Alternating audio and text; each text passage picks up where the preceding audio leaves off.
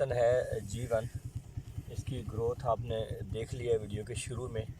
और इसके बारे में मैं आपको बताऊं, इस वक्त यहाँ पे बारिशों ने अच्छा खासा जो है ना इस पे दबाव डाला है, जिसकी वजह से इसके जो पत्ते हैं ना जी, ये ज़रा करीब से दिखाएं, इसके पत्तों पे जो है ना स्ट्रेस आ गई है।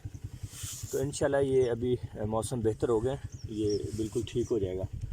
तो ये आप दोस्तों के लिए है, आप इसे लगाएं और हमसे रब्ता करें, हम आपको अच्छा मियारी सीड देंगे इंशाल्लाह। बहुत शुक्रिया।